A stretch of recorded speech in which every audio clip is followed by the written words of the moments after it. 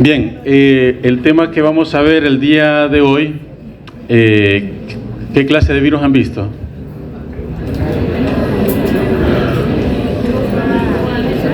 No entendí nada. Generalidades, adenovirus, parvovirus y poxvirus, ¿verdad? ¿Cuál es el parvovirus que afecta al humano? ¿Quién dijo? B19. Él nunca va a fallar esa pregunta en el examen, porque siempre viene esa pregunta. Siempre viene. Bien. ¿Y cuál es el otro grupo de virus que vieron? Adenovirus. ¿Y cuál es el otro? Parvo. ¿Y el de la viruela? ¿Cómo se llama el de la viruela? Solo uno que lo diga. ¿A qué grupo pertenece el virus de la viruela? Poxvirus. Ok. Por lo menos eso deben de aprenderse antes de empezar a estudiar el tema, ¿verdad? Saber ubicar cada cosa con su grupo de virus y con las características. Entonces vamos a ver otro grupo de virus. Estos son herpesvirus. Vamos a ver los herpesvirus que solo afectan al humano. ¿Quién me vino a encender esto?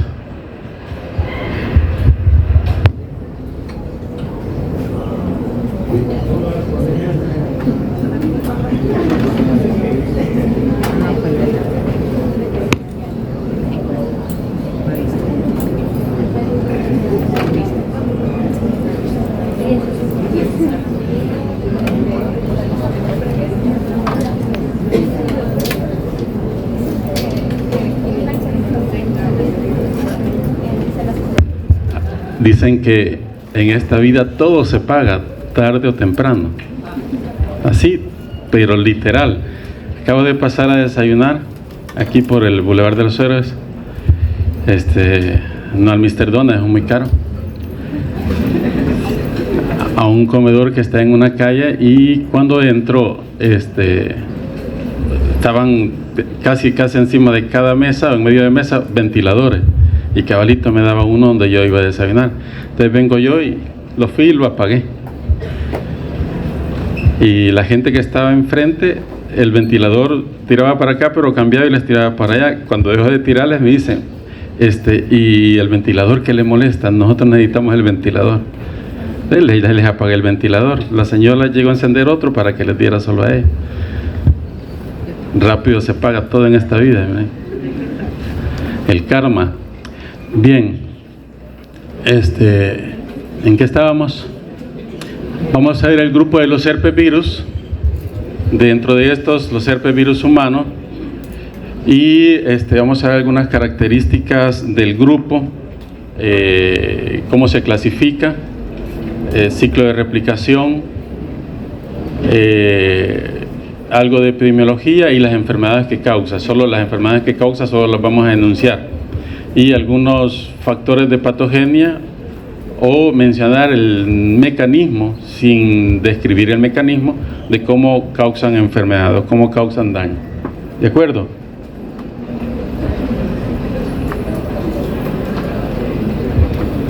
No avanza. Ahí está. Entonces, dentro de las características generales de estos virus, es que al igual que la mayoría de microorganismos, o que todos los microorganismos causan infección primaria, que normalmente va o puede generar un cuadro agudo, aunque no siempre, y este cuadro agudo va a seguir su proceso natural con la curación o recuperación del paciente, pero con un aspecto muy importante, es que esa infección, a pesar de que se controla, no se elimina por completo del cuerpo humano, ¿sí? Y va a quedar como una infección latente, ¿verdad? Como una infección latente, siempre. Esa latencia le garantiza al virus la supervivencia del huésped que ha infectado y la supervivencia de por vida. Jamás lo vamos a poder eliminar, ¿sí? Entonces la gente que se porta mal pues va a estar infectado con estos virus. ¿De acuerdo? ¿Y por qué se ríen? No, mentira, no es la gente que se porta mal. Bueno, algunos sí.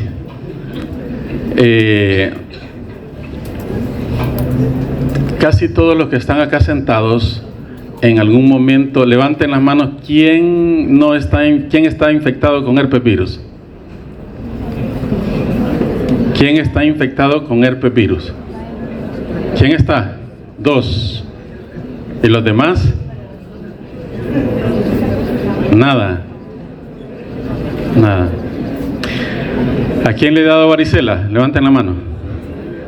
Ah, bien, les dio la primera infección y se recuperaron de la varicela sin lesiones en la piel, sobre todo aquellos que habían sido vacunados, ¿sí? sin cicatrices feas, sobre todo los que se vacunaron, y los que no se vacunaron, pues eso sí, les quedan cicatrices a veces algo feas, pero el virus jamás lo eliminaron, ahí lo tienen guardadito, ¿sí? En algún momento les va a causar enfermedad. Entonces el virus, que es el virus de la varicela zoster, les causa varicela, pero ahí quedó guardadito en un tejido neuronal, y en algún momento de la vida de ustedes puede reactivarse y causar otra enfermedad, ya no va a causar varicela. Y eso es una característica importante de los herpesvirus, que normalmente, aunque no en todos es así, pero en varios de esos virus la reactivación no se relaciona directamente con la enfermedad de la primera infección. ¿Quiénes les ha dado herpes labial?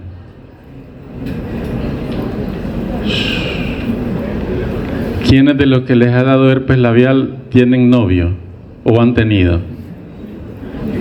No tengan miedo.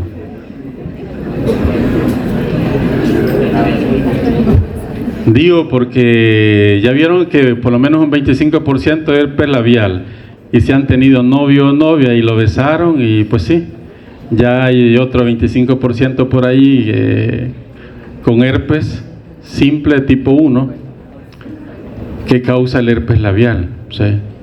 Y no ahondo más por cuestiones éticas, porque está el herpes simple tipo 2, que no es por medio del beso, ¿verdad? O bueno, quizás sí.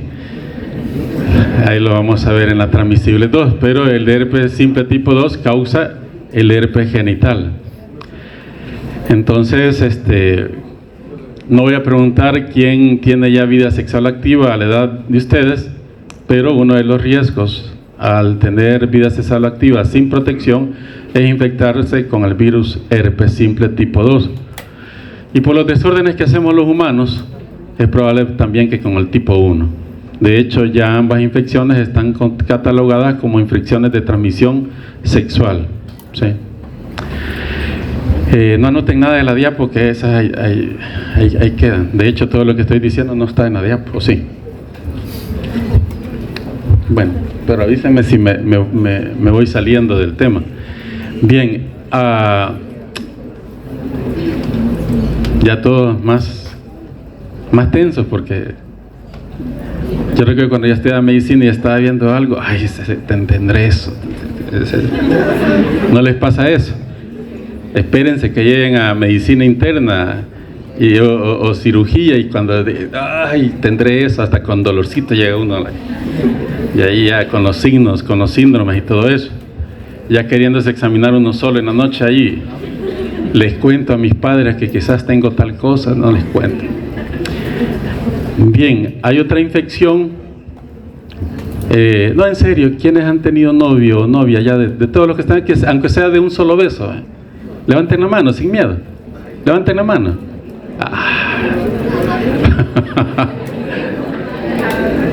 Vamos a dejarlo ahí. Casi todos y todas. Va. Casi todos y todas. Todavía es un tabú en este país tener novio o novia, lo cual es lo más normal del mundo. O sea, a no ser que alguien haya dicho, no, yo no tengo novia, y o la novia haya dicho, no tengo novio, le haya dicho a otro amigo, ¿verdad? Entonces, y quieran esconder la información. Pero si todos han tenido novio y pues sí se han dado un besito, es muy probable que a más de algunos de los que estuvieron en esa relación se hayan infectado con otro herpes virus, el virus Epstein-Barr, ¿sí? Entonces, si usted tuvo una novia, se besó apasionadamente con ella y de repente la novia a la semana le dijo, mira, ya no me gusta realmente, solo quería intentarlo. Y después de esa noticia, usted se siente mal, dolor de garganta, algunos se le inflaman algunos ganglios, incluso alguna febrícula, malestar general, decaimiento, fatiga. Es por el dolor en el corazón de la pérdida de la novia. Lo más seguro es que esa chica bonita, preciosa, lo infectó con el virus Epstein-Barr, ¿sí? Y le causó la enfermedad del beso, ¿ya? O mejor conocido como mononucleosis infecciosa, ¿sí? Eso resuelve espontáneamente, a los más o menos de 7 a 10 días ya resuelto, y usted pensó lo que tuvo fue una faringitis, un resfriado, ya se sintió recuperado y ya dijo, no me importa, voy a buscar otra novia. Pero infectado quedó con el virus Epstein-Barr y de por vida. Ya que si de todas las enfermedades que les he ido mencionando, de todos los herpes virus, si somos huéspedes inmunocompetentes, nos vamos a recuperar de esa prima infección, pero el virus queda latente, ¿sí? El virus queda latente, ese herpes virus llamado virus Epstein-Barr. Igual que el virus de la varicela zoster le va a provocar enfermedad. A futuro puede, sobre todo si entra en un proceso de inmunosupresión, le puede provocar enfermedad, ¿sí? Le puede provocar cáncer, le puede provocar linfomas, ¿sí? Linfoma Hodgkin, no Hodgkin, y otra serie de cánceres con los cuales está relacionado el virus Epstein-Barr. Entonces el virus queda ahí, latente en nuestro organismo, no eliminamos la infección. Por último, siguiendo con los besos, hay un virus que se transmite bastante en guarderías, donde cuidan los niños, en los neonatos, en parques, en las guarderías, parques infantiles, etcétera, donde los niños ahí juegan con todo, se meten los juguetes a la boca llenos de saliva, se los meten, llegan quienes los cuidan, juegan con los niños, llegan esos niños, jugaron con otros niños y los papás llegan, después juegan con los niños y lo besan en la boca y se llenan, bla. Existe otro virus que es otro herpes virus, que es el citomegalovirus, que es un virus que se adquiere o se inicia su adquisición de la prima infección durante la infancia. La mayoría de las veces la prima infección es asintomática en huéspedes inmunocompetentes, pero si hay inmunosupresión en la adultez o se adquiere la infección durante el embarazo, en el adulto inmunosuprimido puede causar enfermedad citomegálica, ¿sí? Que puede ser multiorgánica, incluso puede llevar a la muerte al paciente, o si la infección se adquiere durante el embarazo, puede llegar a infectar el feto y provocar desde malformaciones, fallas en crecimiento, desarrollo, pérdida del producto, hasta a veces con productos que nacen aparentemente normal, pero que años posteriores muestran deficiencias oftalmológicas, deficiencias auditivas, deficiencias cognitivas, etcétera. Y eso hace el citomegalovirus, otro herpes virus. Entonces ustedes ven, todos los herpes virus causan prima infección, pero la mayoría pasa a ese proceso de latencia, pudiendo o no causar enfermedad, reactivarse en ese estado latente y causar enfermedad. Así como les he descrito, varicela y todos esos virus, todos tienen en general un tropismo diferente, ¿sí? porque vean que el espectro de los cuadros clínicos también que les he mencionado es diferente.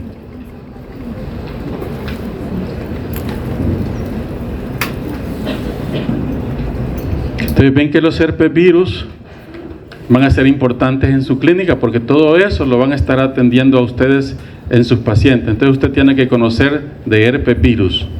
Ni siquiera estamos viendo la enfermedad. La mayoría quedaban latentes, pero lo que pasa es que hay controversias, porque, a ver, hay personas que, por ejemplo, no se le detecta el genoma de varicela zoster y nunca padecen en su adultez o en la vejez de herpes zoster, que es cuando se reactiva el virus. Entonces, no se sabe si el 100% de las personas realmente va a quedar latente. De hecho, hay personas, y qué bueno que tocó el tema con la varicela zoster, hay personas que no se han vacunado, que no han tenido varicela y que le pueden poner 10 niños con varicela ahí, pero en el pleno estado de transmisión, y se puede abrazar y besarlos y todo, y no le da varicela. ¿Ya? Entonces, en la mayoría de enfermedades infecciosas y no infecciosas, siempre hay un componente genético, inmunológico, en donde puede haber un huésped que sea resistente a la infección, ¿sí? Igual como se acordaban con COVID, hay gente que o fue asintomática la infección, o hay gente documentada que nunca se infectó con COVID-19, ¿sí? Tienen de forma constitutiva, genética, una resistencia natural a la infección, ¿sí? Entonces esas son las excepciones, pero en general todos, primero infección y después latencia, ¿de acuerdo? Bien, realmente son más de 100 virus herpes del orden herpes virales, y tenemos 3 familias importantes: los haloherpes viridae, los malacoherpes viridae y la familia herpes viridae. Nosotros nos vamos a enfocar en la familia herpes viridae. Las otras 2 familias están relacionadas con herpes virus de anfibios, ¿ya? Moluscos, peces, etcétera. Nosotros nos enfocamos en la familia herpes viridae, que son los herpes virus de mamíferos, aves y reptiles, de los cuales hay 3 subfamilias: alfa, beta y gamma herpes viridae. De estos solo vamos a ver los que afectan al humano, ¿de acuerdo? No vamos a ver los que afectan a aves, mamíferos ni reptiles, solo los que afectan al humano. Bien, esta parte es la que no mucho les gusta, ¿verdad? ¿O sí? Bien, el herpes virus es un virus DNA con un genoma de doble cadena, bicatenario. Eso lo van a estar leyendo en los libros: bicatenario, monocatenario. Bicatenario, doble cadena; monocatenario, una sola cadena. ¿Cómo es el genoma del ser humano? Bicatenario. Bien. ¿Todos pasaron bioquímica? Lo dicen a desgano. Si todos pasaron bioquímica, saben toda la ley de la genética, la ley central de la genética. ¿Cuál es la ley central de la genética? A ver, ¿quién me lo dice? Duro. ADN, ARN, proteínas. ¿Los virus cumplen la ley de la genética? ¿Sí o no? No. Algunos sí, otros no. Bien. Entonces, es un DNA bicatenario lineal, y el tamaño más o menos anda de 125 a 290, 295 kilopares de base. ¿De qué depende esto? Depende del herpes del que estemos hablando. Ya, si hay herpes con un genoma más grande, herpes con un genoma más pequeño, pero siempre son herpes virus. Ese genoma está envuelto en una cápside, Esa cápside, como les dijeron en la clase primera de generalidades de virología, está compuesto por capsómeros. En el caso de los herpes, en el caso de los herpes virus, por 162 capsómeros. No anoten, chicos, si ahí está anotado, y ahí ahí lo van a tener. 162 capsómeros. Y algo muy importante, y es que también posee envoltura, que es esta que está acá, miren, donde estoy pasando el puntero. Pero entre la cápside, que es esta, y la envoltura, que es esta, existe este espacio, ¿sí?, que tiene una sustancia amorfa o una estructura amorfa que se llama tegumento, ¿sí?, que se encuentra entre la cápside y la envoltura. Y ya en la envoltura, si ampliamos esto,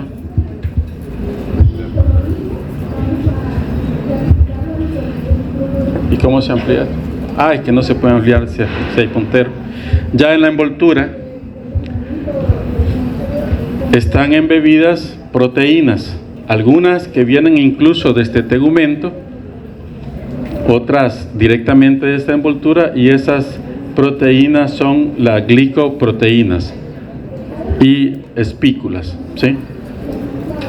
¿De acuerdo?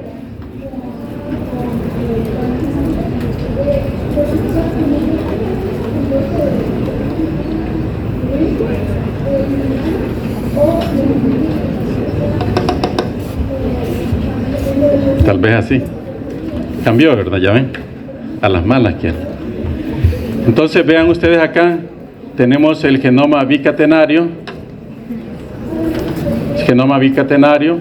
la cápside, este espacio, esa es estructura amorfa o tegumento, esta es la envoltura, y estas son las glicoproteínas, y que tienen alguna forma de espículas.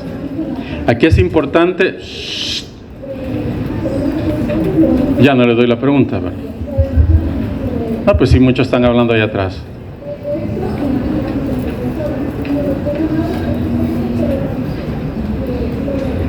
Bien, entonces de estas glicoproteínas se van a nombrar, hay hasta 2 especies de ellas, y se van a nombrar con nombres como GB, GC, GD, glicoproteína A, G, glicoproteína C, glicoproteína D, glicoproteína B, etcétera. Se van a nombrar de esa forma las glicoproteínas.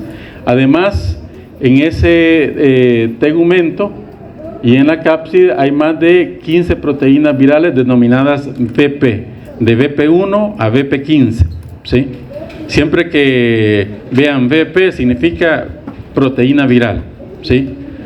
De VP1 a VP15, y la característica importante es que 2 de esas proteínas virales, de esas VP, la 5 y la 16, son moléculas de ARN mensajero. ¿Qué pasó?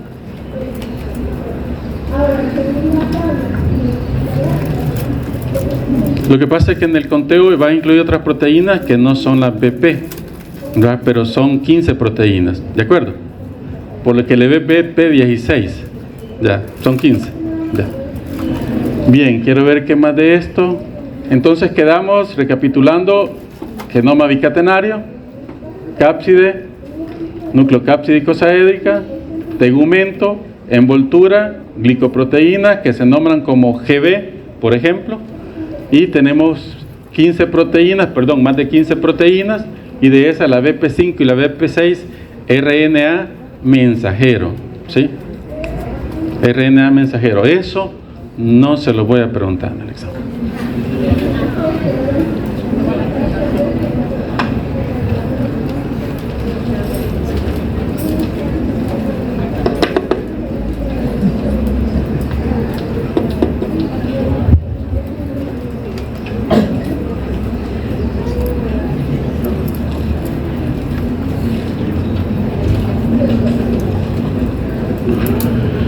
Ay, Dios. Bien, en esas glicoproteínas tienen una función importante, una función de ligando, ¿sí? Esas espículas o glicoproteínas tienen función de ligando. ¿Y qué función tienen los ligandos? ¿Alguien que lo diga claro? ¿Qué función tienen los ligandos? Unirse a los receptores. Entonces, el virus, para entrar a la célula huésped, lo hace a través de dos procesos: de unión y de fusión, ¿sí? Si ustedes se recuerdan en la clase del lunes, los virus pueden entrar a las células de dos formas, ¿sí? O por fusión o por viropexia, ¿sí? Ya. En ambos casos se necesita el anclaje a un receptor. ¿Cuál es la diferencia? Que por fusión, cuando el virus se une a la célula huésped, la membrana o la envoltura de virus se va a unir a la envoltura de la célula huésped y lo que hace es empujar la cápside al interior de la célula. No va a haber vesícula endocítica ni nada. Se va a liberar la cápside, ¿sí? Se va a liberar la cápside. A diferencia de la viropepsia, que se une al receptor, se activan otras señales de membrana que modifican la estructura de la membrana y empieza a endocitarse ese virus y se va a formar la vesícula endocítica, ¿sí? Por varios mecanismos, mediados por clatrina, etcétera, se forma esa vesícula endocítica. Entonces, o por fusión o por viropexia, ¿sí?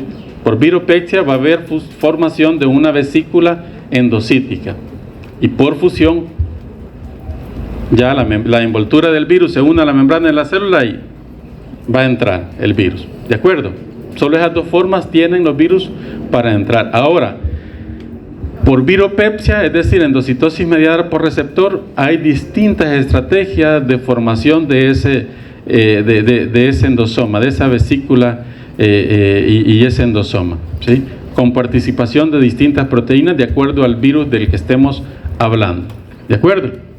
Entonces, para la unión, los herpesvirus utilizan distintas glicoproteínas. ¿Cómo dijimos que se mencionaban las glicoproteínas? G y una letra, ¿verdad? Entonces, por ejemplo, para el virus herpes simple utiliza GC como ligando de unión. Para el virus herpes humano tipo 8 ocupa GPK81A como ligando de unión. El virus Epstein-Barr, del que les hablé, de la enfermedad del beso, ocupó para infectarlos, digo, si alguno está infectado, la glicoproteína de superficie del virus, la 350, pero para unirse, ya, para unión. ¿A qué se unió? Mire, el virus herpes simple y el virus herpes 8 a receptores de tipo heparansulfato en la célula huésped, y el virus Epstein-Barr a receptores CD21 del linfocito B. ¿De acuerdo? Entonces vea que dependiendo del virus, así va a ser el ligando que va a utilizar, y dependiendo del virus y por lo tanto del ligando, así va a ser el receptor. Quiere decir que esto le da la selección de su tropismo, ¿sí? El ligando que tiene el virus ya le va a determinar cuál va a ser su célula huésped, ¿sí? Así el ligando que tiene Epstein-Barr no es el que tiene el virus herpes simple, no es el que tiene citomegalovirus, no es el que tiene el virus herpes 8, ¿sí? Humano 8, y por lo tanto se van a unir a distintos tipos de células, ¿de acuerdo? A veces hay herpesvirus que se unen, por ejemplo, a células linfoides, pero lo hacen a través de distintos receptores. Por ejemplo, Epstein-Barr se une fácilmente al linfocito B, pero se une muy difícilmente al linfocito T, y tiene que ver por los receptores. Bien, una vez que el virus se ha unido a la célula que va a infectar, necesita fusionarse, necesita que la envoltura del virus se fusione con la membrana de la célula huésped, para que al fusionarse se estira la envoltura del virus, se abre y entra a la cápside, ¿sí? Entonces, para esa fusión igual hay otros ligandos que se van a nombrar igual, son glicoproteínas. Por ejemplo, para Epstein-Barr es GB, para herpes virus tipo 8, para Epstein-Barr es GP42, para el virus herpes simple humano es GD, para el virus herpes 8 es GB, ¿sí? ¿A qué se van a unir para fusión? A otros correceptores en la célula huésped. Si esto no sucede, el virus se va a unir a la célula, pero no va a poder fusionar su envoltura y por lo tanto no va a poder infectar la célula huésped. Sí o sí tiene que ocurrir este proceso de fusión. Entonces estos ligandos se van a unir a estos receptores de fusión. Para el caso del virus herpes simple, que se va a unir el ligando GD con receptores tipo nectina, por ejemplo.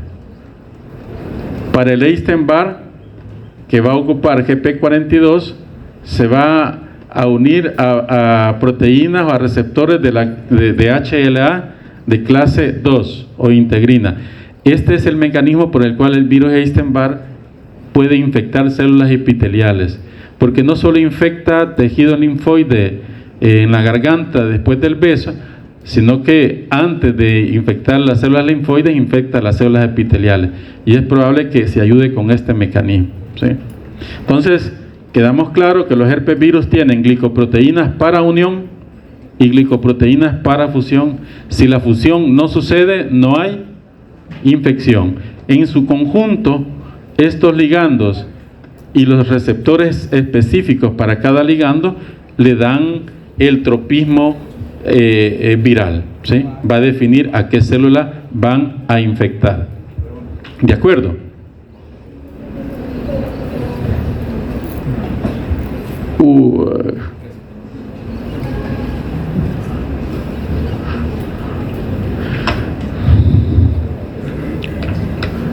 Esa era la siguiente, ¿verdad? Otro aspecto importante es que el genoma viral, todos los kilopares de base que les mencioné, que iban hasta 192, algo así, ¿sí, verdad? Todos, ese genoma vimos que es de distintos tamaños entre distintos herpes virus, ¿sí? Igual el código genético es hasta cierto punto diferente, pero se divide en dos grandes grupos: los genes homólogos, es decir, genes que van a estar compartiendo todos los herpes virus, ¿sí? Y un grupo de genes conservados que se encuentran en la parte central del genoma, que de alguna forma le dan las características particulares a cada herpes virus, ¿sí? A cada herpes virus. Esos genes conservados que son cuasi específicos para cada herpes virus, aunque a veces otros herpes virus tienen genes similares.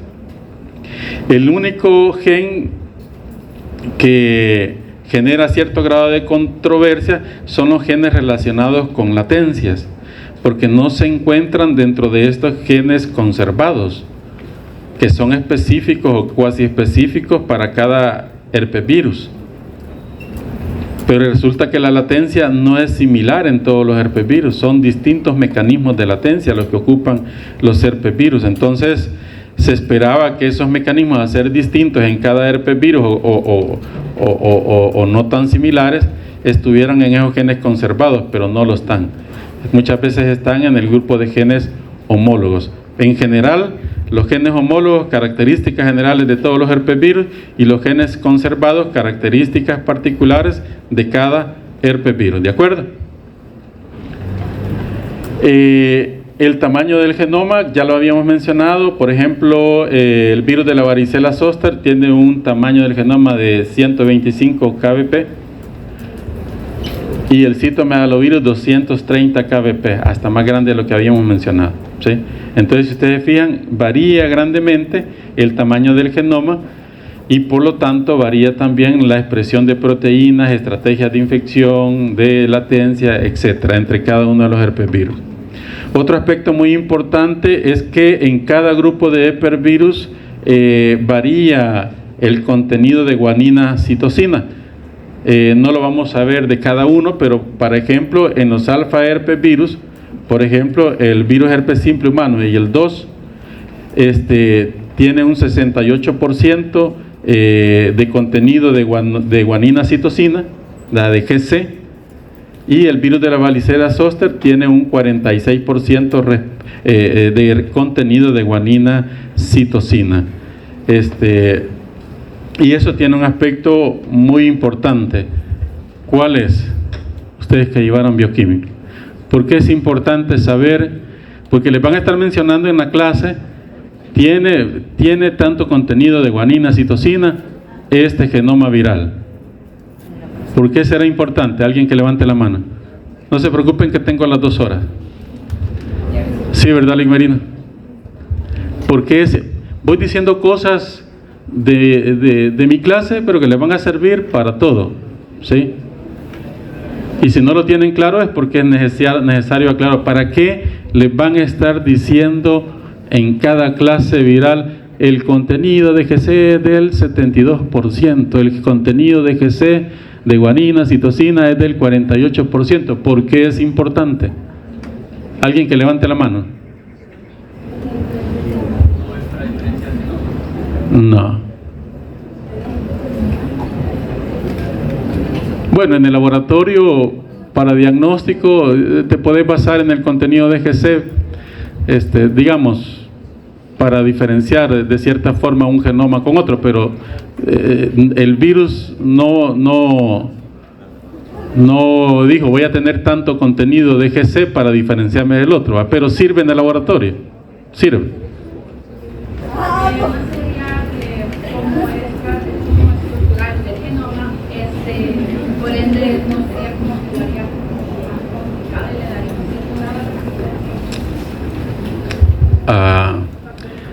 Más o menos andás allí. ¿Alguien más? Más o menos. Ya empezaste a caminar por el conocimiento.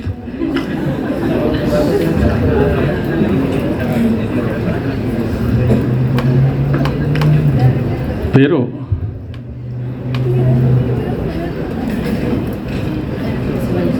tiene que ver con la transcripción de proteínas, patogenia, dice. ¿Allá?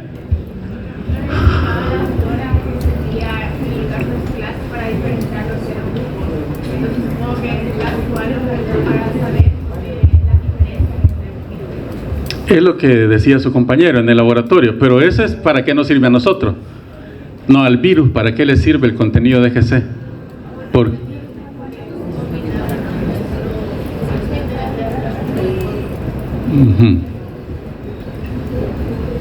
Gracias. Recuerdo que en la clase anterior que tuvimos el día lunes, la licenciada mencionaba que era para la diferenciación de serotipos. O sea, vamos a ver, sí nos sirve para eso, nos sirve para comparar secuencias, pero eso son cuestiones de laboratorio. Ahorita estamos viendo la parte de virología. ¿Por qué les vamos a estar dando el contenido de GC en cada clase? O sea, ¿qué significado tiene ese contenido de guanina citosina en cada clase? Mire, tal virus tiene tanto contenido. O sea, vamos con él primero, porque me levantó la mano y aquí. Tengo entendido que el virus ocupa una de sus cadenas del paso de DNA para ocuparla de molde, para la síntesis de ARN mensajero y que le sea más fácil hacer su proteína. Entonces, la cantidad de guanina citosina te ayuda en cierto modo a tener más facilidad para poder sintetizar su proteína. Entre ustedes dos, más o menos pueden crear una hipótesis. Ustedes tres, ya entre los tres, ¿ves? Entre los tres ya los puedo sentar unos 15 minutos y creo que pueden dilucidar eso. Ya, la última.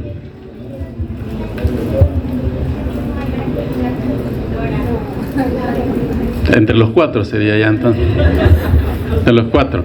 Vean, de hecho, energéticamente, aunque los virus no tienen metabolismo, pero energéticamente replicar genomas con mayor contenido de guanina citosina a la célula le sale más caro.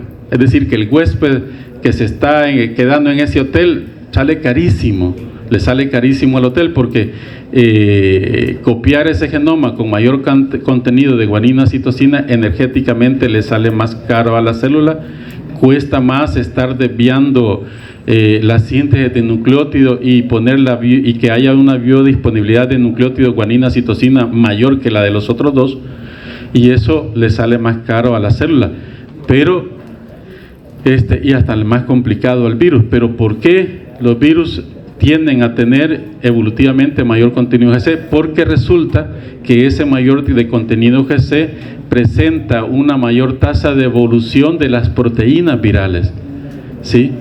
Y le es más fácil, como decían sus compañeros, la traducción a proteínas y agregar aminoácidos más eficientes a las proteínas, ¿sí? Y estas proteínas van a ser más evolucionadas. ¿Y qué significa que las proteínas sean más evolucionadas? Que ese virus tiene mayor posibilidades de ser seleccionado para supervivencia. Sí, el virus que mejor evoluciona es el virus que va a sobrevivir por encima de los demás miembros de su mismo grupo, ¿sí? Y los que tienen mayor contenido de guanina citosina, al momento de la traducción seleccionan mejores aminoácidos, van a tener proteínas más evolucionadas, ¿sí? Y por lo tanto mayores posibilidades o ventajas al momento de la selección natural, ¿sí?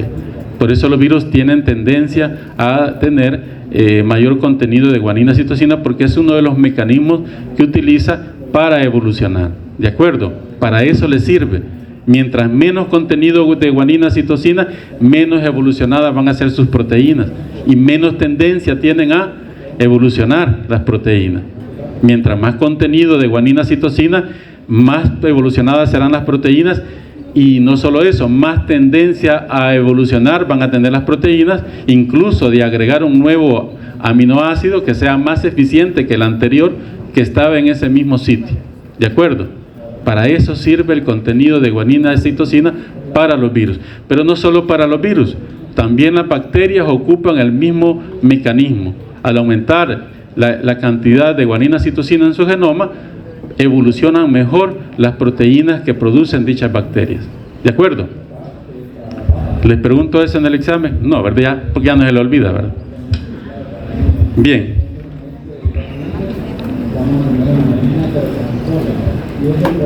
En el ciclo de replicación vamos a ver la absorción, ¿ya?, que se da por la unión y la fusión, ya que es un virus que tiene envoltura, la posterior penetración y la decapsidación. En este caso, lo que les decía al principio, las proteínas de la envoltura viral se unen a los receptores. ¿Cómo se llaman esas proteínas? Glicoproteínas. ¿Cómo se nombran? GB, GC, GD, etcétera, ¿verdad? Se unen a receptores en la membrana de la célula huésped. Después de la unión, otros ligandos que también se nombran como GD, GP, etcétera, se van a unir a otro receptor. ¿Para qué evento? Para la fusión. Entonces recuerden que utilizamos ligando para unión, y después de que se da la unión, el virus utiliza otros ligandos para unirse a otros receptores en la misma célula huésped para que se dé el proceso de fusión, ¿sí? Entonces, ¿cuál es el mecanismo de entrada de los herpes virus a la célula huésped? Es por fusión. ¿Cuántos mecanismos hay? Solo dos: por fusión o por viropexia, ¿sí? Y ya les dije yo cuál es la diferencia entre los dos, ¿sí? Bien, una vez que se ha dado la fusión, la nucleocápside se libera en el citoplasma, vean, y la cápside migra es un virus DNA. ¿Dónde se replican los virus DNA? En el núcleo. Entonces, ¿hacia dónde va a migrar la cápside?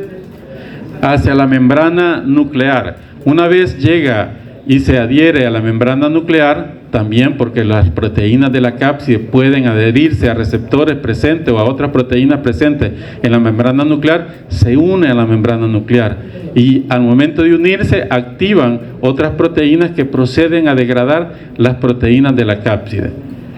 Posterior a la degradación de las proteínas de la cápside por esas enzimas, el genoma del virus penetra a través del poro nuclear en un proceso activo que requiere energía hacia el interior del núcleo, y ahí tenemos ya el genoma DNA del virus dentro del núcleo, ¿de acuerdo? ¿Está claro esa parte? Bien, mejor explicado no, ¿verdad? Bien, Luego de que el genoma esté en el núcleo, ¿qué va a pasar?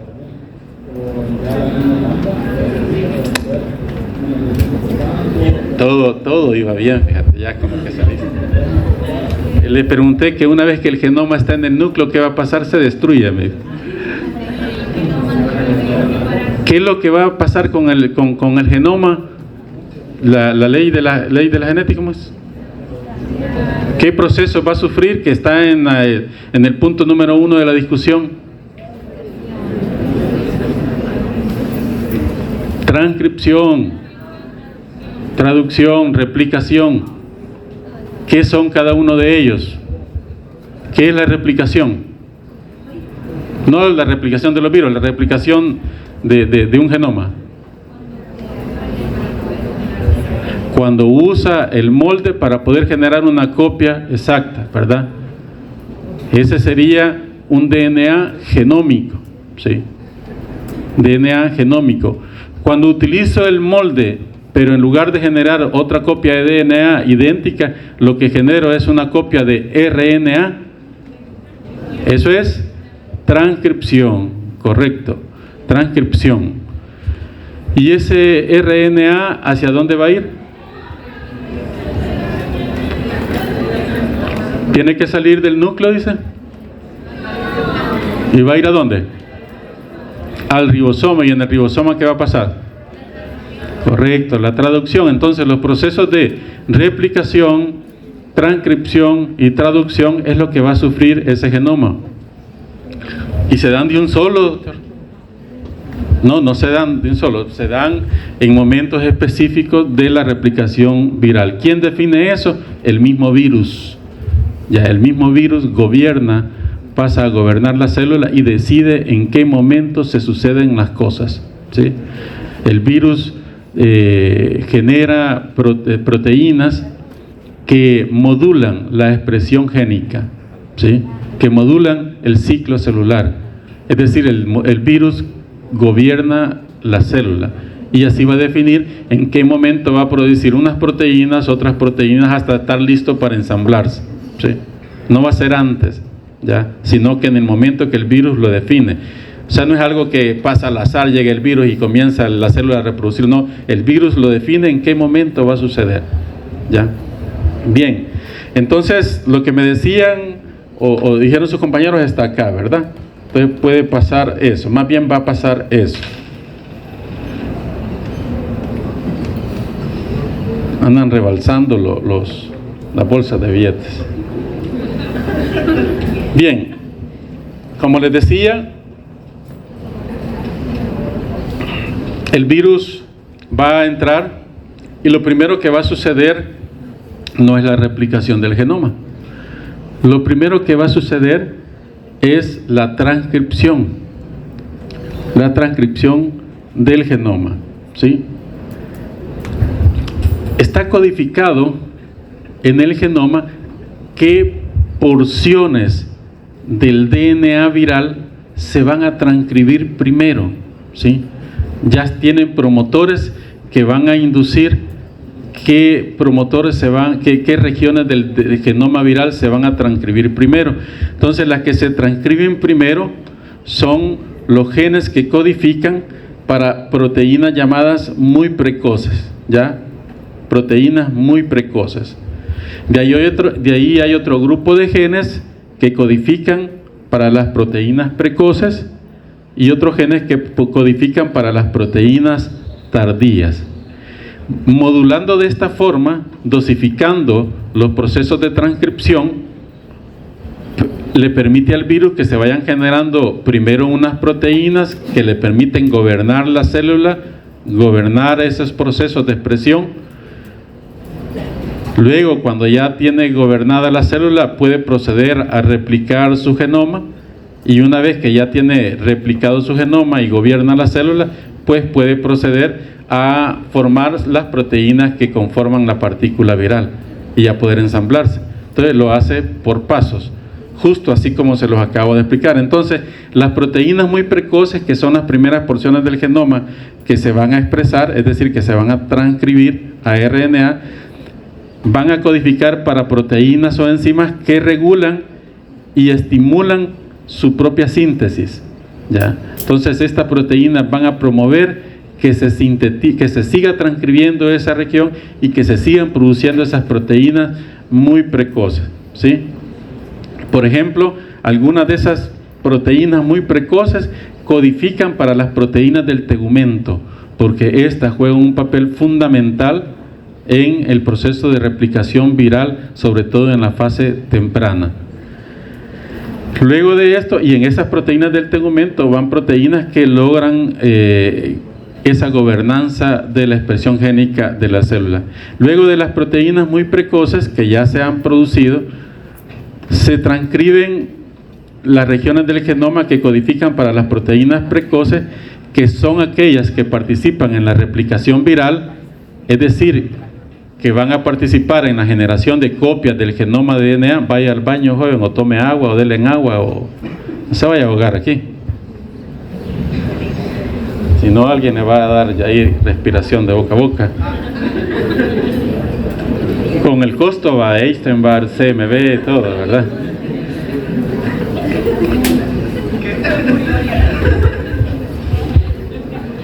Bien, el que está a la par está obligado a ayudar. Bien, entonces las proteínas muy precoces son las que participan propiamente en la replicación. No estoy hablando de la replicación del virus, estoy hablando de la replicación del genoma. Ya esas proteínas precoces participan en que se formen más copias del genoma, porque ya se pueden formar.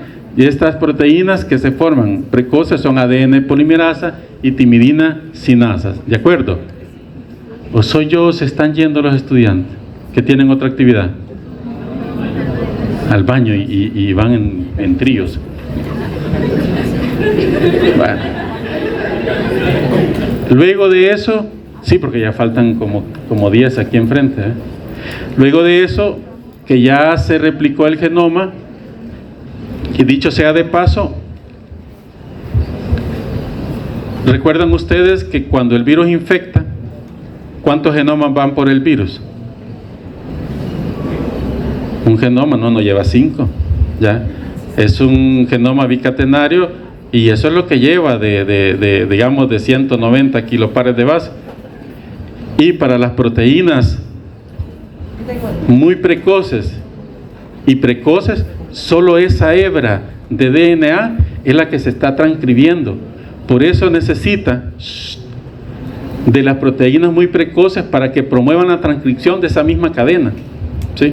De esa misma cadena. Y las proteínas precoces, que son ADN polimerasa, hacen más copias del DNA viral.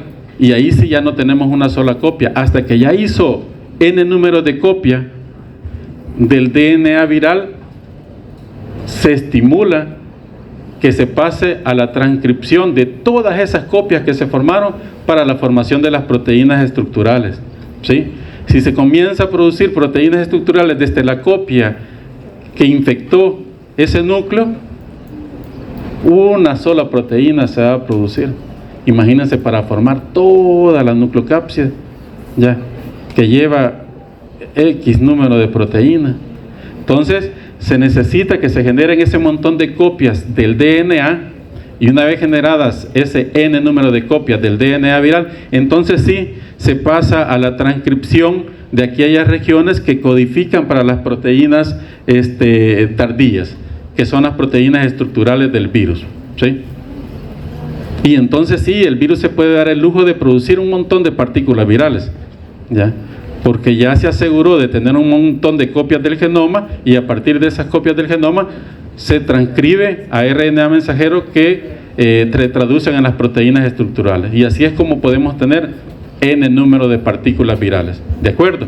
¿Alguna duda de esto, chicos? ¿Sí les queda claro? ¿Seguros? Bien.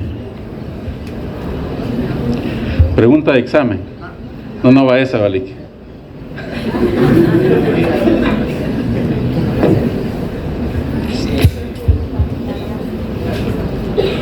Bueno, ya tenemos las proteínas tempranas, las muy tempranas, las tempranas, ya tenemos las tardías, es decir, que ya tenemos todo, ¿sí? Así las proteínas tardías regresan al núcleo. Acuerden que son las proteínas de la cápside y otras estructurales que faltaban, glicoproteínas, etcétera. Regresan al núcleo, porque en el núcleo van a estar esperándolo el tegumento y las copias del genoma. Entonces deben de regresar las proteínas de la cápside al núcleo. ¿Y eso qué significa? ¿Dónde se va a ensamblar el virus entonces? ¿Dónde se va a ensamblar? En el núcleo. Les estoy diciendo que ahí está el genoma viral, que ya están las proteínas del tegumento que se produjeron tempranamente, y hoy las proteínas tardías, que son las proteínas de la cápside, son proteínas estructurales, regresan al núcleo y se ensambla la partícula viral. Ahí vamos a tener solamente el virus, la nucleocápside y su tegumento, ¿de acuerdo? Bien, pero el virus después debe de liberarse, ¿sí? Para eso debe de adquirir también su envoltura, y esos nucleocápsides van a salir completas de los núcleos y pueden o adquirir la envoltura de las membranas nucleares o de las membranas intracitoplasmáticas, por ejemplo las membranas del aparato de Golgi, del complejo de Golgi, ya que para salir del núcleo no sale de un solo en el núcleo, va por un transporte de vesículas que van pasando los distintos niveles del aparato de Golgi. ¿Se acuerdan los niveles del aparato de Golgi? Son 3 niveles. Y el transporte a través del núcleo, a través del aparato de Golgi, se hace a través de vesículas, ¿verdad? Entonces el virus va siendo llevado por vesícula a través del aparato de Golgi, y en esos pasos o adquiere la envoltura de la membrana nuclear o adquiere su envoltura de la membrana del aparato de Golgi. El virus finalmente queda envuelto, ¿sí? Y que ya queda formada la partícula viral. En ese proceso de ir avanzando a través del aparato de Golgi, las proteínas de la envoltura van sufriendo procesos de glicosilación. ¿Y cómo se llamarían esas proteínas que sufren procesos de glicosilación? Glicoproteínas. O sea que los que antes no eran glicoproteínas, cuando se glicosilan se vuelven glicoproteínas. Es decir, porque a veces yo les digo y les hago esa pregunta y me dicen, no, de la membrana la adquieren porque ahí hay glicoproteínas. No, se van glicosilando conforme van pasando por el retículo endoplásmico ya rugoso. ¿De acuerdo? Luego que sale el retículo endoplásmico, por medio de vesículas, el virus es transportado a la superficie de la célula, a la membrana, y ahí sale por 2 procesos, por exocitosis y lisis celular, ¿sí? ¿Qué quiere decir con esto? Que normalmente este virus, al liberarse de su célula, la va a dañar, y si no la daña, la lisa, ¿sí? Entonces, por lisis celular, y eso tiene mucho que ver con los cuadros clínicos.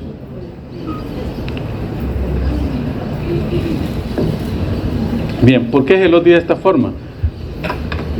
Para que podamos entender esto.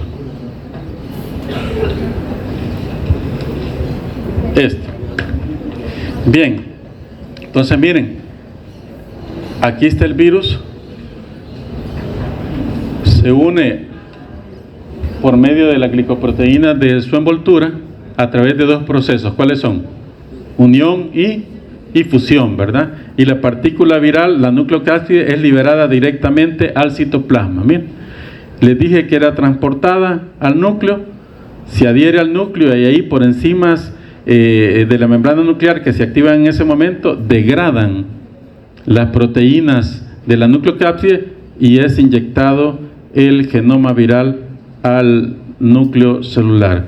Vean otro aspecto muy importante, que adquiere forma circular, como forma de episoma, el DNA del virus. Una vez está aquí, pasa por 3 procesos, ¿sí? Transcripción a RNA mensajero para proteínas muy tempranas y tardías, ¿sí? Y tardías. Tempranas, muy tempranas y tardías. Las proteínas tempranas son proteínas como por ejemplo la RNA-Pol ¿ya? Que va a promover que se esté generando más proteínas tempranas a partir del DNA del virus. Vean que acá, en este momento, solo tenemos una copia viral. Después, cuando se replica el genoma, vamos a tener una gran cantidad de copias del genoma viral, ¿sí? Y a partir de esas copias se van a transcribir las proteínas, los RNA mensajeros que codifican para las proteínas tardías, ¿de acuerdo? Entonces entendemos esta parte, ¿verdad? ¿Sí, chicos? Bien, una vez tenemos las proteínas tardías, se forma la partícula viral, la nucleocápside más el genoma. ¿En qué lugar? ¿En qué lugar? En el núcleo, que aquí está, miren, sale del núcleo a través del retículo endoplasmático rugoso, va avanzando, adquiere su envoltura, las proteínas de la envoltura se van a glicosilar o se pueden fosforilar, etcétera, pero en este caso se glicosilan y por eso lo que quedan son glicoproteínas, y por medio de esas vesículas es llevada a través del complejo de Golgi hasta la membrana celular, en donde sale por exocitosis y normalmente puede provocar la lisis de la célula. Aquí está resumido, pero van a requerir de leer las 3 láminas atrás para entender el ciclo de replicación. Pues realmente es bien sencillo. ¿Sí o no? Es bien fácil. Lo recapitulamos porque con eso tendríamos ganada la mitad de la clase. Y con eso también tendríamos ya claro de qué se iba a tratar la discusión de ayer en la tarde. ¿Quién tiene y me describe el ciclo de replicación de herpes virus? ¿Quién me levanta la mano? ¿Alguien que me levante la mano? Así los pasos generales, no tan específicos, los pasos generales. ¿Quién me los describe? Tienen miedo. ¿Y miedo a qué? A equivocarse, de vergüenza. No, hombre, si aquí estamos entre nosotros.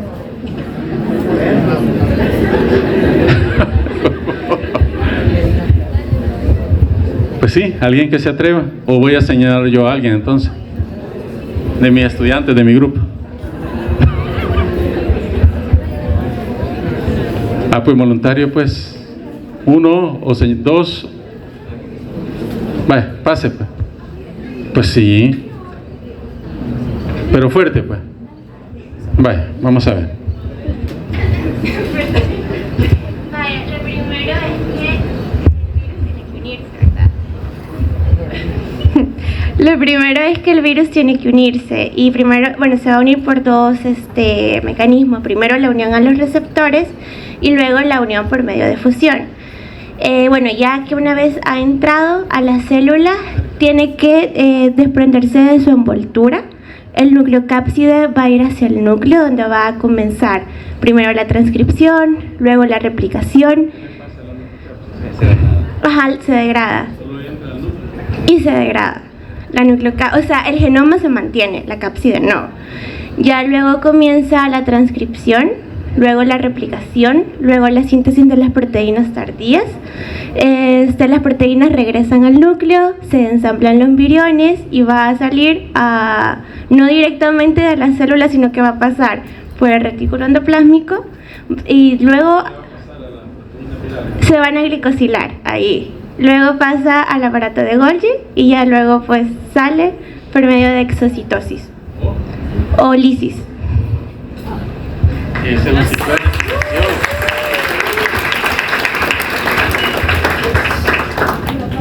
Entonces se dan cuenta que no es nada complejo y las preguntas son así generales, ya de procesos generales, ¿sí? No les vamos a preguntar qué enzima se produce de las proteínas tempranas, ya una DNA polimerasa dependiente de DNA, no, ¿verdad? Cosas así no, pero ese es el ciclo de replicación. Básicamente todos los virus tienen que unirse, recapitulando, para que les sirva para el resto de clases de virus. Todos los virus tienen que unirse a su célula huésped. hay solamente dos mecanismos para el cual un virus puede infectar a la célula huésped, o es por fusión o es por viropexia. La fusión la realizan normalmente los virus envueltos, pero no todos. Algunos virus envueltos la tienen que hacer por viropexia. Pero los virus envueltos que la hacen por fusión normalmente pueden hacerlo directamente por un receptor o a veces necesitan la unión a correceptores. Entonces los virus tienen ligandos para unión a receptor y ligandos para unión a receptor que promuevan la fusión. Y cuando hablamos de fusión, ¿a qué nos referimos con fusión? Correcto, cuando la envoltura del virus se une a la envoltura de la célula huésped, y entonces ¿qué es lo que hace? Se abre y la cápside queda dentro del citoplasma automáticamente. Esa es la entrada por fusión, y la entrada por viropepsia es diferente, ¿verdad? El virus llega, se une, incluso puede utilizar un correceptor, ¿ya? Un correceptor, pero en vez de fusionarse, lo que hace es que cambia, se generan señales a nivel de membrana y se cambia el citoesqueleto de la célula, se modifica, se activa y comienza a formar una vesícula en donde el virus va quedando atrapado en esa vesícula, y luego esa vesícula endocítica finalmente está dentro del citoplasma, pero ahí sigue el virus completo, ¿sí? ¿Y cómo va a salir? Si era un virus envuelto, así de manera general, la envoltura se fusiona a la membrana de la vesícula endocítica, del endosoma, y al fusionarse se abre y libera la nucleocápside, ¿sí? Si es un virus desnudo, por ejemplo, no tiene envoltura para que se fusione, pero el pH ácido de ese endosoma modifica las proteínas de la nucleocápside que está envolviendo el genoma, porque es un virus desnudo, solo está la nucleocápside con su genoma, y esas proteínas de la nucleocápside en ese medio ácido se modifican y proyectan sus regiones hidrofóbicas, y al proyectar sus regiones hidrofóbicas se unen a la membrana del endosoma y se abren, y entonces liberan el genoma también, ¿ya? Sobre todo eso lo hacen virus RNA que van a replicar en el citoplasma, ¿de acuerdo? A veces hay virus que van acompañados con proteínas que se activan con ese pH ácido y promueven la degradación de esa cápside. Entonces, esa es la forma general de cómo los virus pueden infectar una célula, sean virus envueltos o virus desnudos, ¿de acuerdo? En este caso, es un virus DNA envuelto y que va a entrar por fusión, ¿sí? Por fusión, ¿de acuerdo? Y entonces así estudian todos los ciclos de replicación viral, con esa parte fundamental. Quizás no entren en mucho detalle porque el proceso de formación del endosoma implica la participación de otras proteínas, ¿sí? Y tampoco se trata de complicarse la vida. Lo importante es entender los procesos generales. Bien, ¿cómo se clasifican los herpesvirus? Ya lo vimos por la homología y organización del genoma, ya lo estuvimos viendo. Por el rango de huéspedes, ya estuvimos viendo que el virus, los receptores el virus, los ligandos de fusión determinan el tropismo celular. Ya lo estuvimos viendo. Y además, algunas características particulares biológicas de cada virus. Son tres familias, es una familia, ya lo habíamos visto al principio, y tres subfamilias: alfa, beta, gamma, herpes viridae, ¿sí? ¿Se les olvida eso? No, ¿verdad? Está fácil. Tres subfamilias son las que afectan al humano: alfa, beta, gamma, herpes viridae. Entonces, de las subfamilias hay 9 virus, solo de esos 8 afectan al humano, y el 9º es un virus de simio que solo accidentalmente puede infectar al humano, pero se dan casos, ¿ya?, de que nos infectamos con ese herpes simiano, ¿sí?, pero solo accidentalmente. Entonces, los 8 que infectan al humano están distribuidos en las tres familias: alfa herpes viridae, beta herpes viridae y gamma. En la alfa herpes viridae está el virus herpes humano 1, 2 y el 3, ¿sí? No se lo vamos a preguntar de esa forma. Se los preguntamos quizás al revés a veces.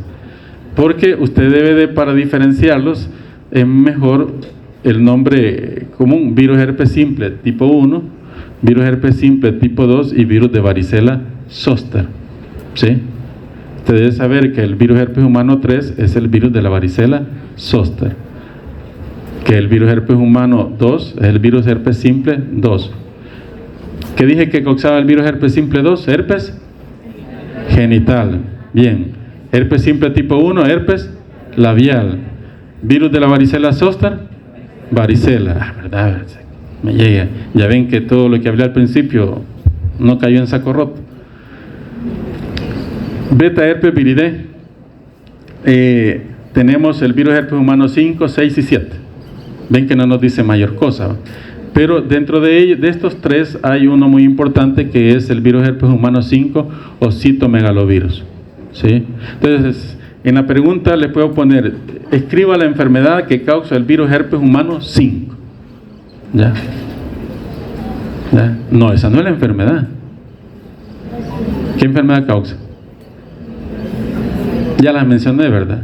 Enfermedad por inclusión citomegálica, que es sindrómica, se manifiesta de distintas formas: infecciones congénitas, infecciones inmunosuprimidos, retinopatías, neuropatías, etc. Entonces, virus herpes humano 5 es citomegalovirus. Vamos a, y los 6 y 7 no quiere decir que no produzcan patología, ya las vamos a ver. Y la gama herpes viridae, quizás el más importante, el virus herpes humano 4, que es el virus Epstein-Barr, ¿sí? Por el cual no te iban a dar RCP acá. Así dijeron tus compañeras, ¿no? Mejor que... Ya. Bien. Entonces, algunas características que ya las estuvimos viendo de la familia alfa herpes viridae es que tiene una gran variabilidad de huésped. El ciclo de replicación es relativamente más corto que el del resto de herpes virus. Se difunde rápido si lo cultivamos in vitro, en cultivos celulares. Y como describió su compañera, al momento de salir de la célula huésped, lo hacía por medio de ¿qué? Exocitosis o lisis celular. Entonces, destrucción efectiva de la célula infectada, ¿verdad? Y capacidad para establecer latencia, sobre todo a nivel de ganglios sensitivos, en el caso de la familia herpes viridae. Dentro de esta familia están ¿cuáles? Ya lo vimos atrás, ¿verdad? Herpes simple tipo 1, tipo 2 y virus de la varicela zoster. Beta herpes viridae posee una morfología típica, aunque no muy diferenciable de los demás, pero así se describe. El genoma es más grande que el de los herpes. Aquí tenemos al citomegalovirus, ¿sí? Al citomegalovirus, y posee la capacidad de establecer infecciones persistentes y latentes en glándulas, riñones y tejido linfoide, ¿sí? Y tejido linfoide, ¿de acuerdo? Igual crece no tan rápido como la familia alfa herpes viridae, pero crece en medios de cultivo, sobre todo en cultivo de escroto humano, ¿sí? Les iba a buscar unos cultivos que hice yo de CMV en escroto, pero los busqué en la compu, no, pero se ven bien bonitos. Y el tercer grupo, gamma herpes viridae, que se replica y permanece latente en los linfocitos. Ya les ponía de ejemplo al virus Epstein-Barr, que queda ¿qué linfocito infecta el Epstein-Barr? ¿Ah? ¿Y dónde queda latente entonces? Si infectan los linfocitos B, ¿dónde queda latente?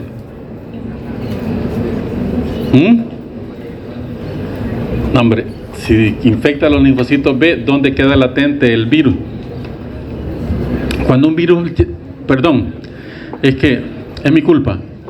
En general, para todos los virus, cuando un virus queda latente, no replica, no produce partículas virales, y si las produce las produce en muy poca cantidad, solo para asegurarse que de vez en cuando una nueva célula sea infectada.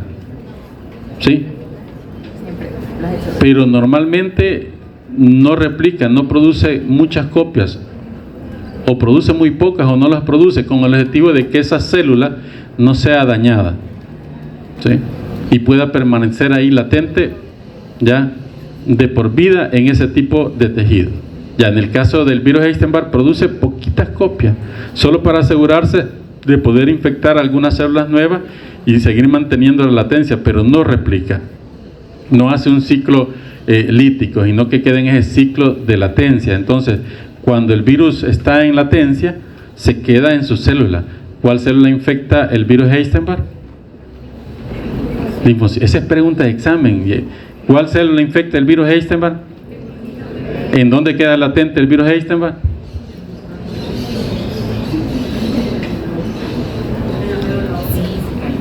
¿Y qué palabra de la que les digo yo que el virus se queda latente en la célula que infecta no podemos entender? Vamos, segundo ejercicio, ya parece kinder, chicos, pero bueno, no importa, porque es similar para el resto de virus, o sea, no solo para los herpes virus. ¿Qué célula infecta el virus Epstein-Barr? Ahí hace su ciclo lítico, pero cuando no hace ciclo lítico, es decir, que no destruye la célula, pasa a un estado de latencia. ¿En qué célula queda latente el virus Epstein-Barr? Excelente. Si les pregunto, van a fallar eso. Posiblemente. ¿Quién dijo posiblemente? Bien. Entonces, dentro de este grupo ya vimos que está el Epstein-Barr y el virus herpes humano 8. Esta tabla, tenemos tiempo. Esta tabla, lo que ya no tengo en garganta. Bien, vean acá, esta tabla es esa tabla es de Murray. Es de Murray. Si no la alcanzan a ver, de todos modos está en la presentación, y si no, pues ahí en internet está Murray, la última edición. Me gustó la tabla, quité una tabla que tenía porque la tabla más vieja que Matusalén, no, era de la edición anterior de Yahweh, creo yo, pero no me gustaba, pero esta está mejor. Mire, aquí la principal célula diana, la zona de latencia y la forma de contagio, ¿sí? Entonces vean, el herpes simple tipo 1 infecta células mucoepiteliales y zona de latencia, neuronas, forma de contagio directo, ¿sí? Miren, bien bonito está acá. El tipo 2, lo mismo, el virus de la varicela zoster, células mucoepiteliales, pero también puede infectar linfocitos T, y el zona de latencia, neuronas. Mire, la forma de contagio es a través de inhalación de gotículas respiratorias que contengan virus, y también con el contacto directo, porque las vesículas también contienen virus. De la familia Gamma Epepiridae tenemos al virus Epstein-Barr y al otro virus, el virus herpes humano 8, que está relacionado con otro cáncer, que es el sarcoma de Kaposi, ¿sí? Miren, el caso del virus Epstein-Barr infecta linfocitos B. ¿Y a qué otras células les dije yo que llegaba antes de infectar los linfocitos B? Células epiteliales de la garganta, pues sí, allí donde llega la lengua y todas esas cosas, ahí el gran beso que se dan, llega ahí a las células epiteliales. A las células epiteliales son las primeras que son infectadas y luego pasan a los linfocitos B, ¿sí? En el caso del virus herpes humano 8, el mecanismo no está muy definido, pero se sabe que infecta a los linfocitos. La zona de latencia, mire, en ambos casos, linfocitos B de memoria, ¿ve? Y mire, la forma de contagio de Epstein-Barr, enfermedad del beso, saliva. En el caso del virus herpes humano 8, pues está ahí que entre saliva, que sexual, todavía no está muy definido, pero que cuando nos infectamos y tenemos inmunosupresión, es seguro que nos da sarcoma de Kaposi. Ya es un cáncer con alta mortalidad. Y de la familia herpes virinae, que es el 5, 6 y 7, quizás para mí el más importante es el citomegalovirus, por los estragos que hace, sobre todo cuando se da la infección congénita, ¿sí? Esos niños, y en nuestro país, peor aún, que todavía tenemos deficiencia para hacer el diagnóstico, ¿ya? Entonces muchos de estos niños pueden haberse infectado intraútero de CMV, nacer aparentemente normal, solo porque excretan gran cantidad de citomegalovirus en orina y no tienen otra normalidad, pero después del primer, segundo año vamos viendo que tiene deficiencias auditivas, cognitivas, de habla, déficit de atención, hiperactividad, etcétera. Digamos como cuando el producto no tuvo un daño orgánico evidente, pero sí a posteriores esas secuelas se determinan. Eso es el mejor de los casos, y el peor de los casos es la pérdida del producto por la infección citomegálica de las células del feto, desde el aborto hasta nacer con deformaciones, con retinopatías, calcificaciones cerebrales, ¿sí?, etcétera, ¿verdad? Entonces, para mí esta adquiere igual importancia. Entonces, de igual forma, van a tener una clase, el ciclo 2 de herpes simple, van a tener una clase de varicela zoster, van a tener una clase de mononucleosis infecciosa del virus Epstein-Barr, y van a tener una clase de infección por citomegalovirus, ¿sí? Esas 5 van a ver ustedes el próximo ciclo. Ahí ya van a ver transmisión, mecanismo de patogenia, ¿sí?, etcétera, respuesta inmunológica, recuperación, secuelas, etcétera. Ahí lo van a ver todo, ¿de acuerdo?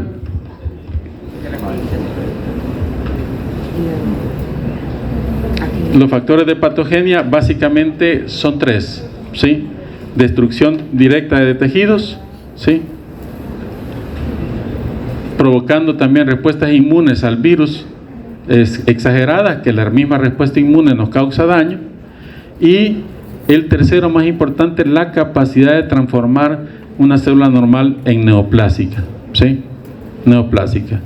Las primeras 2, destrucción de tejidos y la provocar respuestas inmunes patológicas, lo podemos ver en 2 patologías de manera particular. El herpes simple, usted ven la destrucción hística extensa que hace el virus de las células mucoepiteliales que infecta al momento de la reactivación o de la primera infección. Ustedes ven que el tejido muere, ¿sí?, ve vesícula, ve una lesión donde destruyó el tejido mucoepitelial, ¿sí?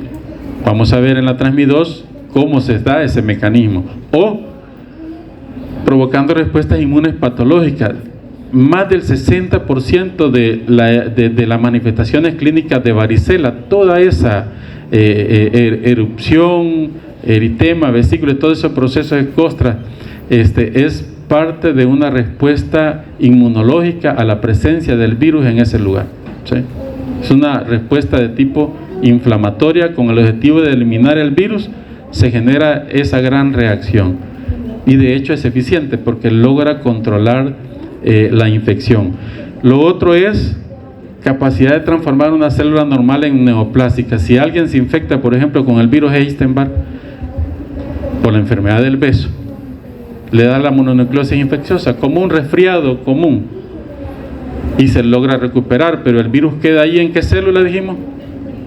Linfocito B. Pero ¿cómo hace para quedar en el linfocito B? Puede quedar latente y producir partículas muy pocas partículas, garantizando que cuando ese linfocito B muera, porque el linfocito B tiene vida media, cuando el linfocito B muera, ya ha logrado infectar otros linfocitos B, con esas poquitas partículas que produce, pero tiene otro mecanismo.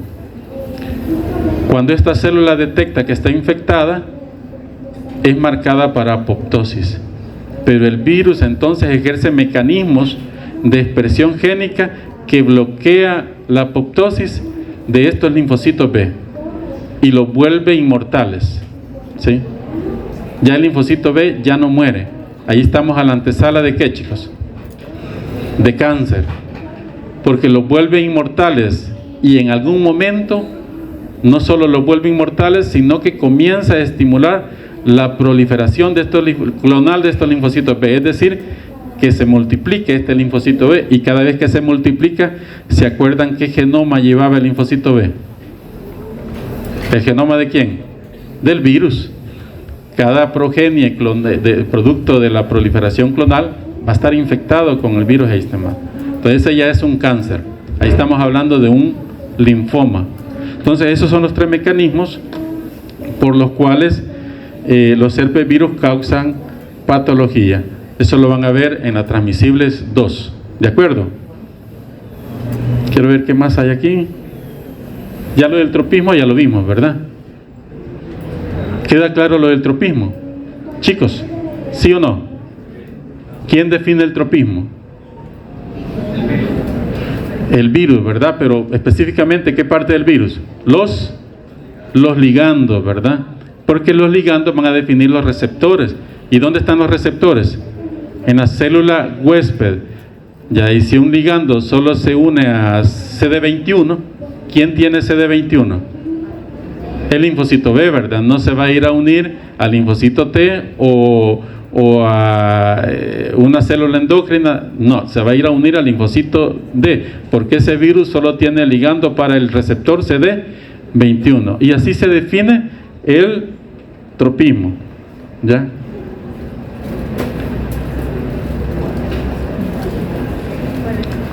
Acá no les he mencionado las enfermedades, yo solo les he estado poniendo ejemplos de enfermedades. Uno de los objetivos de la clase decía enunciar la enfermedad, ¿sí?, que produce cada uno de estos virus. Se cree que son pocas enfermedades, pero no, es un montón de enfermedades. Así que aquí se las dejo, miren, les dejo la tabla, no se las voy a decir. Entonces vean que aquí están todas las enfermedades que se dan en la prima infección y todas las enfermedades que se dan en la reactivación y las que se dan en huésped inmunocomprometidos. Miren, para ejemplo, solo para ejemplo, herpes simple tipo 1, gingivoestomatitis, lo que vemos, ¿verdad? Anótenmelo, por favor. Bien, gingivoestomatitis. No, el que se quiera ir puede irse, chicos. No, en serio, a mí no me molesta. No me molesta. Solo que a los que se queden les doy una. Bien. Miren gingivoestomatitis, que es lo que nos da el herpes labial o mucolabial que tenemos, ¿verdad? En la recurrencia, herpes labial. Pero en huésped inmunocomprometido, gingivoestomatitis, pero el herpes simple puede extenderse incluso a tejido neuronal, ¿sí? Igual para el herpes simple tipo 2. ¿Bien? Todo. O sea, es un montón de enfermedades. Las revisan así, solo para que lo sepan. Este cuadro no se lo voy a preguntar.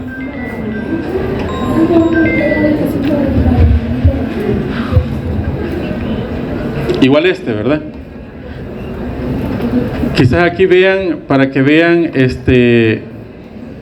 los virus que están relacionados con, no solo con linfoma que les mencioné, sino con el linfoma Burkitt, ¿sí? Otro tipo de linfoma nasofaríngeo, carcinoma, leiomiosarcoma, etcétera.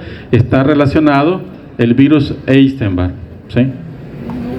O sea, es un montón de patología de la cual está relacionada. Mire, el herpes virus tipo 6 relacionado con linfomas, pero mire, en la prima infección, roceola infantil, a veces fiebre y otitis media que se piensa que es bacteriana, pero realmente es un herpes virus tipo 6, pero la latencia puede quedar en los linfocitos T, CD4 y en algún momento causar linfoma a linfocitos T. El herpes humano tipo 7 igual infecta los linfocitos T, puede dar roceola infantil, pero no se ha relacionado con cáncer. Y el herpes humano tipo 8, claro que sí. Acuérdense que aquí tenemos problemas con definir la forma de transmisión y cómo adquirimos la infección, pero está relacionado directamente con sarcoma de Kaposi, ¿ya? Y otras enfermedades ya neoplásicas, ¿de acuerdo? Y tenemos el virus simiano, que ya les dije yo que no infecta al humano, pero que accidentalmente puede hacerlo, causar lesiones mucocutáneas, ¿sí? pero también puede causar encefalitis en humanos, sobre todo aquellos que tengan déficit inmunológico. Entonces, les dejo estas 3 tablas que deberían de leerlas, chicos. La epidemiología ya la estuvimos hablando, ¿sí?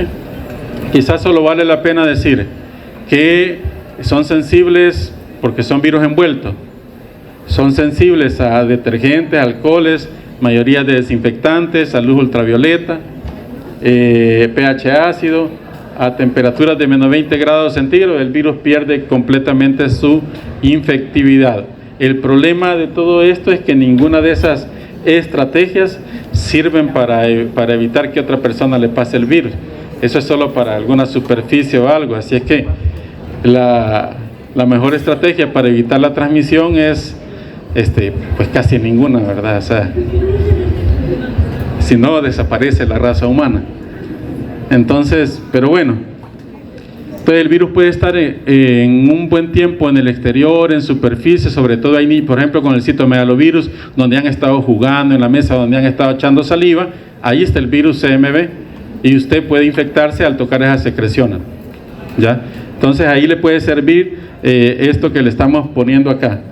Igual sirve en el laboratorio, cuando trabajamos en el laboratorio con herpes virus, pues entonces sí se utilizan todas estas estrategias para bioseguridad.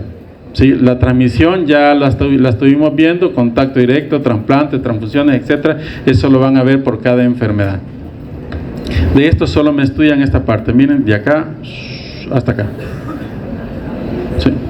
Pero lean lo demás. Además ya se lo dije, ahí les va a salir. Siempre están haciendo la grabación, ¿verdad? No me gusta, pero bueno. ¿Qué sería ese?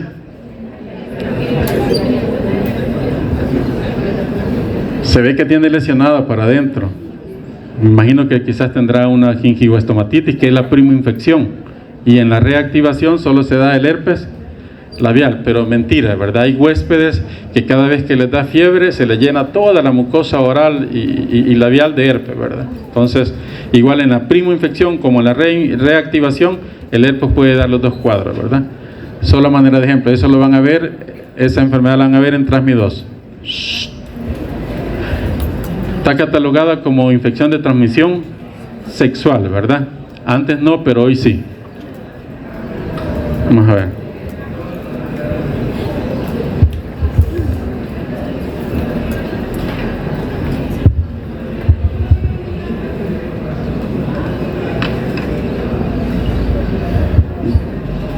Tampoco. Estamos fregados. Herpes genital, ¿sí? Vean que no es nada sencillo, ¿sí? Es de salir corriendo, ¿va? Usted ve a alguien así, gracias. Salga corriendo. Esas son las lesiones a nivel genital, ¿sí? Y lo más grave de esto es esto. Ya que usted, por ejemplo, si encuentra una madre ya en trabajo de parto y usted no le ha hecho el examen y no le ha visto que tiene las lesiones que vimos arriba, usted puede provocar esto, ¿ya? Un herpes neonatal, que es grave, ¿ya? Grave. Si no muere el feto, queda con secuelas graves, ¿sí? Miren, ¿ya? Entonces, los herpes virus son muy importantes. Van a estar en su diario vivir, tanto en la medicina de adultos como de niños. ¿De acuerdo? Entonces, por ejemplo, si a alguien le valió los herpes y cuando ve a la señora le ve esas lesiones, no va a decir, quizás estuvo rascando algo. Es un herpes. Ese niño ya no debe salir por parto vaginal. ¿Por qué debe salir? Entonces, se toman decisiones importantes acordándose de microbiología, ¿sí? Para eso es la microbiología, ¿sí? Para eso es la microbiología, para que usted salve vidas, ya, si no, no lo va a lograr. Entonces, eso. ¿Y eso qué es? Varicela, ¿verdad? Hay que recomendar a las madres a que vacunen a sus niños para evitar estos cuadros, ¿sí? Con la vacuna es probable que no se dé el cuadro, y si se da que sea bastante leve, pero no así como este niño, ¿verdad?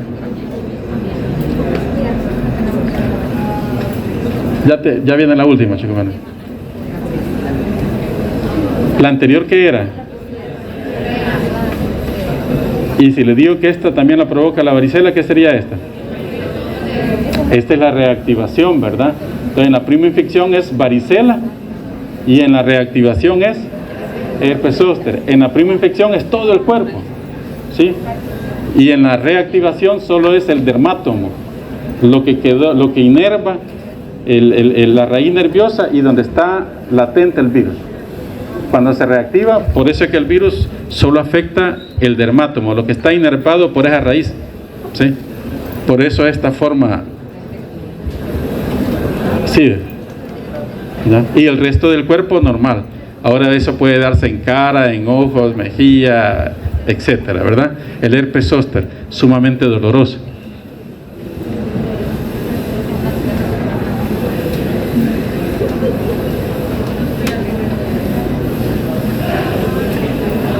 Y la última, linfoma, ¿sí? ¿Ya? El linfoma nasofaríngeo es algo complicado por herpes.